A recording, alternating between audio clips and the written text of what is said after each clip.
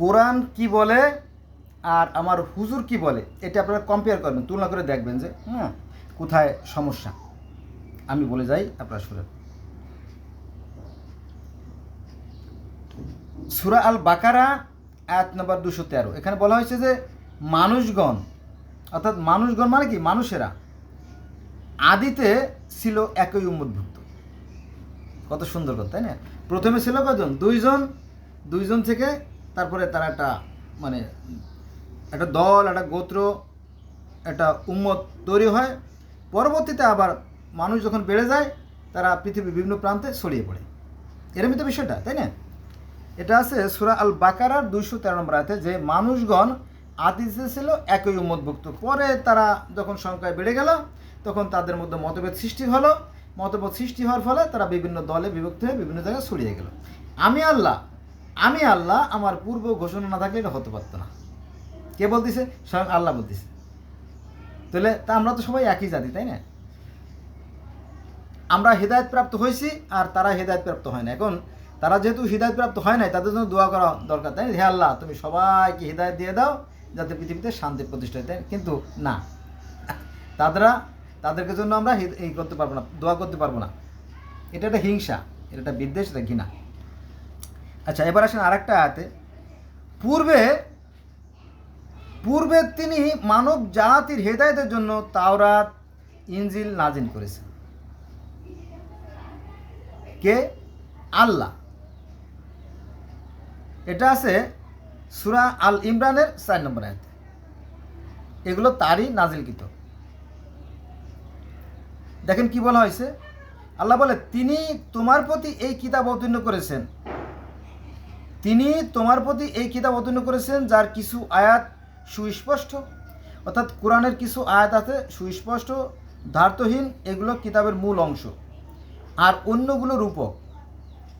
কোরআনে কিছু রূপক আছে, কিছু কিচ্ছা, কাহিনী, গল্প এগুলো আছে। যেমন 25 জন নবীর যে কাহিনী কোরআনে আসছে, এগুলোও শিক্ষণীয় বিষয়, কারণ এগুলো না থাকলে আমরা শিখতে পারতাম না। এটা আছে, বলি আমি আবার বলি প্রেস করে, তিনি তোমার প্রতি এই কিতাব অবতীর্ণ করেছেন। তিনি মানে কি? আল্লাহ। তিনি বলতে এখানে আল্লাহকে বোঝানো হয়েছে। তিনি তোমার প্রতি এই কিতাব অবতীর্ণ করেছেন। আল্লাহই তো নবীর কোরআন অবতীর্ণ করেছেন। তৃতীয় কোনো এক ব্যক্তি বলতেছে, এখানে হতে পারে ফেরেশতা অথবা অন্য কেউ, আমি জানি না, বাজে মন্তব্য করা যাবে না। তিনি তোমার প্রতি এই কিতাব অবতীর্ণ করেছেন, অর্থাৎ আল্লাহ তিনি, আর নবীকে বলতেছে তোমার প্রতি তিনি অবতীর্ণ করেছেন। দ্বিতীয় কোনো একজনের কথা বলতেছিল আর কি এখানে। তিনি তোমার প্রতি এই কিতাব অবতীর্ণ করেছেন যার কিছু আয়াত সুস্পষ্ট, ধার্তহীন, এগুলো কিতাবের মূল অংশ, আর অন্যগুলো রূপক। এই কোরআন শরীফে 500-এরও অধিক রূপক আছে। রূপক এটা সাধারণ মূর্খ যারা, গণ্ড মূর্খ যারা, তারা এগুলো বুঝে না, অথচ দাবি করে আমি মুসলমান। কোরআন হাদিসের কিছু জানে না, কিন্তু দাবি করে মুসলমান। এগুলো বিপজ্জনক। এগুলো কোরআনের রূপক। এটা আছে সূরা আল ইমরানের 7 নম্বর আয়াতে। সূরা আল ইমরানের 7 নম্বর আয়াতে। রূপকগুলো কি? আপনারা যদি দেখেন, ওই অঙ্ক বই দেখেন, অঙ্ক বইয়ের বিভিন্ন অনুশীলন থাকে। হয়তো একটা বইতে দেখা গেলো যে 20টা অনুশীলন বা 50টা অনুশীলন আছে। তো বিভিন্ন রকমের অঙ্ক থাকে, পাটিগণিত, জ্যামিতি, তারপরে বীজগণিত, এরকম সরল অঙ্ক, গড় অঙ্ক, এরকম থাকে না?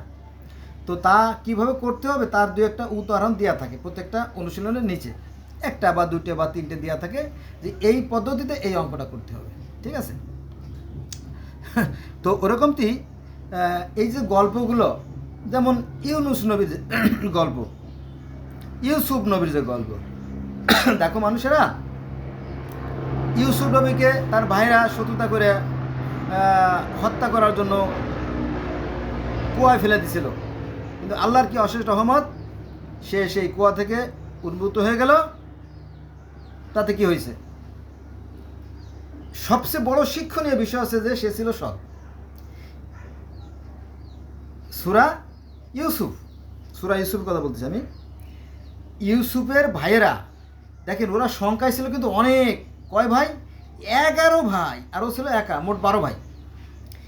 11 ভাইরা মিলে চিন্তা করলো যে ওরে আমরা মেরে ফেলবো। কাকে? ইউসুফ নবীরে আমরা হত্যা করে ফেলবো। তারপরে আর এক ভাই চিন্তা করলো যে না, হত্যা করার দরকার নাই, ওরে আমরা কুয়ায় ফেলাই দেই, হ্যাঁ তাতেই যথেষ্ট। ওরে কুয়ায় ফেলাই দিল।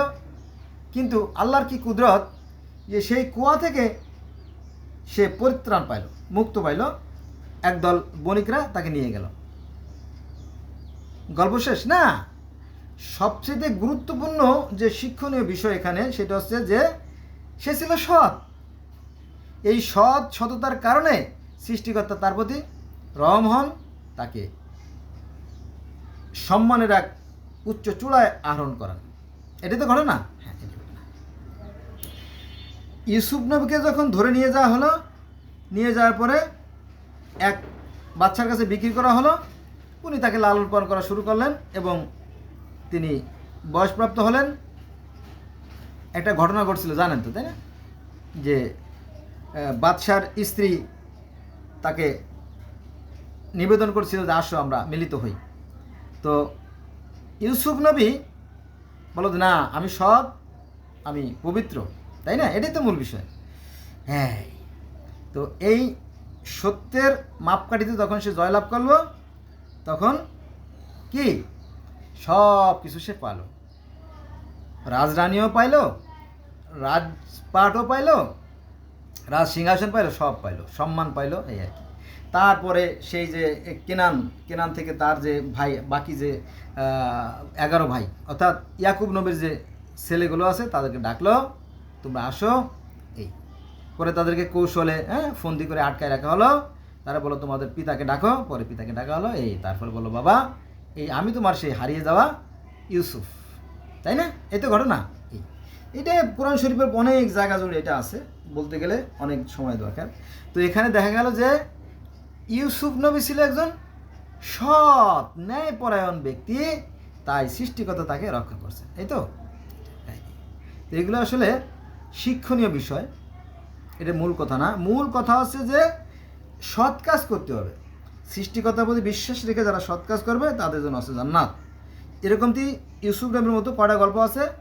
25টা। এগুলো মূলত সবাবে নুজুল বা আমসালুল কোরআন। এই যে সবাবে নুজুল আর আমসালুল কোরআন দুটো আরবি শব্দ, যার বাংলা অর্থ হয় উপমা এবং দৃষ্টান্ত, আর ইংলিশ করলে হয় example is better than percent.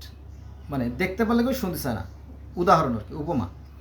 বোঝা গেছে বিষয়টা? এটা কিন্তু অধিকাংশ মানুষ কোরআন জানে না। তারা মনে করে যে কলেমা পড়লে বোধহয় জান্নাত চলে যাব। এতটা সহজ হবে না। কারণ সৃষ্টিকর্তা পৃথিবীর প্রত্যেকটা জাতির জন্য মহামানব প্রেরণ করেছেন। হয়তো কেউ কেউ তাদের লিখনী পদ্ধতির উন্নতির ফলে, অগ্রগতির ফলে তারা সেটা আগে লিখে রাখছে। আর যারা লিখন পদ্ধতি আবিষ্কার করতে পারে নাই, তারা হয়তো লিখে রাখতে পারে নাই। সেই কাহিনিগুলো মুখে মুখে আছে, ফলে একটু বিকৃত হয়ে গেছে। কি যাক, এই হলো বিষয়। এই নিয়ে আবার যারা ধর্ম ব্যবসায়ী আছে, তারা বাড়াবাড়ি করে, মানুষের মধ্যে বিভেদ সৃষ্টি করে, অথচ সৃষ্টিকর্তার বিধানে কোনো পরিবর্তন নাই। বন্ধুরা, আর একটা আয়াত আলোচনা করি না? আয়াতটা আলোচনা করে তারপরে শেষ করে দিই ভিডিওটা। দেখেন আল্লাহ কি বলতেছে।